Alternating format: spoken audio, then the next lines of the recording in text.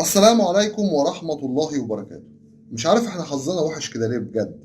احنا حظنا وحش جدا مع المديرين الفنيين اللي بيتولوا نادي الزمالك في الفترة الأخيرة. يعني إذا كان جوميز كسب كونفدرالية بدعوات الجماهير وبفضل ربنا سبحانه وتعالى في الأول وفي الآخر، لكن قيادته للمباريات وإنه مش عايز يكسب وإنه بيلعب بالناشئين وإنه بيقول حاجة غريبة ملهاش أي 30 لازمة بيخلينا كلنا قلقانين. وقبله طبعا كان أوسوريو اللي نايل الدنيا خالص وكان بيلعب بطريقه غريبه وبيحط اللعيبه مش في مراكزها. وقبله جوزفالدو فيريرا اللي جه في النسخه الثانيه لنادي الزمالك لكن ما جاش هو في اخر سنه، ما كانش هو خالص. وقعد يقول لك الناس قعدت تقول عشان خاطر ابن زوجته توفى وكلام كتير. يعني انا مش عارف احنا حظنا وحش ليه مع المديرين الفنيين. لكن خلوني الاول اقول لكم اهلا بيكم مع اسلام ابو مازن واحييكم وتحياتي للجميع. تعالوا نشوف الدنيا ماشيه ازاي، بس ما تنسوش اللايكات يا جماعه عشان خاطر الفيديو يوصل لاكبر عدد ممكن من جمهور نادي الزمالك العظيم فضلا وليس امرا. دوس لايك. جوميز دلوقتي بعد المباراه قال كلمتين اغرب من بعض. كلامه كله كان غريب، لكن الكلام الغريب بقى اللي اكتر قال لك انا ما بقاش مجنون وخلي اللعيبه تلعب عشان تلعب موسمين مع بعض او تلحم موسمين في بعض. ما الدنيا كلها بتلعب، ما الفرق كلها بتلعب يا جوميز. يا جوميز انت ماسك نادي الزمالك، انت مش هتفتكر ان لما احنا بنتعادل او بنخسر بنبقى عادي. لا طبعا. وبيقول انا عارف مقدر حزن جمهور نادي الزمالك على النقاط اللي بتبقى مفقوده. طب انت عارف ان في نقاط مفقوده يا راجل؟ ده انت لسه من اسبوعين كنت بتقول لي ممكن انافس على الدوري. هو انت بتضحك علينا ولا في ايه؟ ولا انا بقيتش عارف ايه اللي بيحصل. هرجع والوم على اداره نادي الزمالك ان هي استرخصت لما فكرت تجيب جوميز، مدرب السي في بتاعه فاضي من البطولات، مدرب ما بيفرقش معاه الفوز من الخساره قد كده بجد. ما احناش بنضحك على بعض. وفرصته الاخيره هتبقى امام نادي بروكسي. صدقني لا قدر الله لو فكر انه ينزل يلعب في التشكيل غلط وخسرنا من بروكسي اللي هو فريق كويس فريق مجتهد تبقى نهايته. لو الاداره مش موافقه يبقى الجمهور هو اللي هيخليهم يشيلوه، مش رفاهيه. لا، ده بجد لازم يكون قرار نهائي. مبدئيا كده عايز اقول لك صفقه عبد الرحمن البنوبي لاعب نادي زد. نادي الزمالك رايح شمال ويمين وبيدور على هنا وهنا على صفقات. عبد الرحمن البنوبي يمكن ما بيلعبش اساسي بصفه اساسيه داخل نادي زد، لكنه لاعب كويس. بس هل اللاعب الكويس ده هو كواليتي نادي الزمالك؟ هل ممكن يبقى كويس مع نادي الزمالك؟ هو لاعب مجتهد وصدقوني من ايام ما كان في الداخليه ولاعب ممتاز بجد، لكن ما نضمنوش، مش ضامنه قوي. ما ممكن يطلع زي صفقه فلان، زي صفقه علام بدون ذكر اسامي عشان ما جرحش حد من لعيبه نادي الزمالك. هنشوف ايه اللي هيحصل في ظل المفاوضات، وده لاعب من ضمن الاسماء المطروحه واللي نادي الزمالك بيفكر فيها. بس مش عايز اجي الاقي في الاخر جايب لي لاعب من المقاولين وجايب لي لاعب من الجونه وجايب لي لاعب صدقوني انا ما بهزرش بالكلام اللي بقوله. اوعى تفكر ان انت بتجيب بالكم. يعني هتجيب لي 7 8 صفقات 9 صفقات زي مهاب ياسر وزي علام وانا ما استفدتش بيهم وفي الاخر دفعت فلوس على الفاضي. اوعى. انا اجيب 2 3 سوبر وبعد كده لو جبت 3 4 مش سوبر، بس السوبر هيسد مع دول. لكن لما الصفقات كلها تبقى مش سوبر فانت كانك ما عملتش حاجه، بل بالعكس خسرت فلوس. ندخل نتكلم على موضوع محمد حمدي. وكلمتكم في الحلقه اللي فاتت وقلت نادي الزمالك قريب من محمد حمدي وبيحاول يخلصوا مع نادي انبي، خاصه ان نادي انبي كان عايز يخلي محمد حمدي الباك الشمال يحترف، يطلع احتراف، لكن ما جالوش عقود احتراف. فهم هيدوروا هيكسبوا من نادي الزمالك ازاي.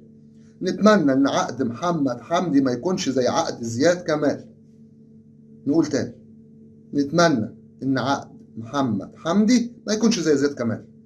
اوعوا تجيبوا لعيبه في الاول وفي الاخر ما تبقاش بتاعتنا والموضوع كله يبقى عاره. ولو اتشهر وبقى لعيب وجات له عروض كويسه يسحبوه مننا. العقود دي ما بتتعملش اصلا في مراكز الشباب حتى. بس ايه تاني معانا في الاخبار؟ سيد نيمار. سيد نيمار زعلان انه ما كانش بيلعب ولا بيشارك، ويمكن جوميز خلاه يشارك امبارح عشان خاطر ان اللاعب او اللاعيبه اللي كانت بتلعب كلها بدلاء. فسيد نيمار بيفكر في الرحيل واداره نادي الزمالك مش ممنعه. طيب دلوقتي لما انت تبيعه لا قدر الله، مش هتطلع كمان اعاره، ممكن تبيعه. انت جاي على واحد من احسن اللعيبه اللي انت طلعتها من الناشئين ايام فريرا، وعاوز ممكن تبيعها وعاوز ممكن تفرط فيها. نرفض.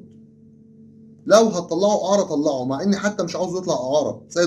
سيد نيمار بيسد في اوقات كتير. مش هتكلم اكتر من كده على سيد نيمار. ابراهيم نضال ومشكله القبض بتاعه او الراتب بتاعه اللي لسه ما حصلش عليه. ماشي، الوكيل بتاعه هيقعد مع اداره نادي الزمالك هو واللاعب عشان يشوفوا هيعملوا ايه. هتدونا فلوسنا ولا نشتكي؟ كلمتين ابرك من 10.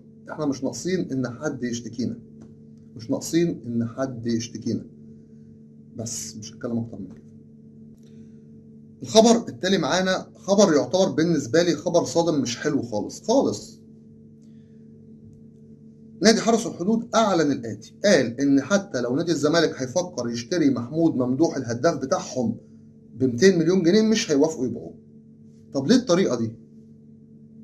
ماشي، احنا ممكن نتفاوض معاه، ممكن تقارير اشارت ان نادي الزمالك خلاص اخذ توقيع اللاعب او اللاعب مرحب.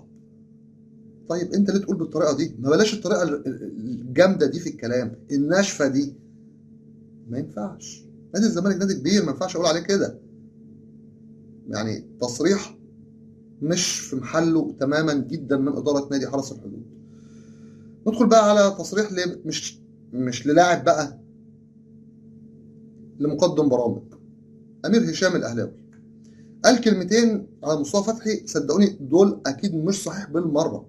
بيقول لك والكلام ده اتقال قبل كده ورجع هو بيعيده تاني، ان نادي بيراميدز اشترط على مصطفى فتحي انه يبيعوا لنادي الزمالك في حاله انه يحصل معاهم على الدوري، انه يجيب لهم الدوري.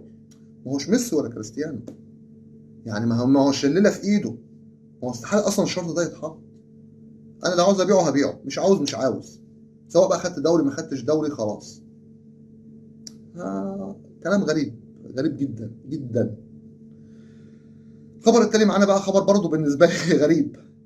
جوميز قرر انه يستأنف التدريبات النهارده، اول مره ما يديش اجازه للعيبه. اول مره. اقول لك ليه؟ عشان ما فيش غير 3 و4 وهنلعب الخميس مع بروكسي. كنت اديهم اجازه يا عم ال3 وال4 وكبر دماغك. كنت اديهم اجازه. لو فكرت تلعب في التشكيل بتاع نادي الزمالك وتبدا بالناشئين، نادي بروكسي مش هيرحمك. نادي بروكسي لعبناه السنه اللي فاتت، كسبناه بالعافيه حتى واحنا بنلعب بالاساسيين. ما ينفعش. ده تحذير شديد اللهجه لجوزيه جوميز. نتمنى اداره نادي الزمالك تحسم صفقات سوبر لنادي الزمالك. نتمنى ننقي لعيبه على اكمل وجه.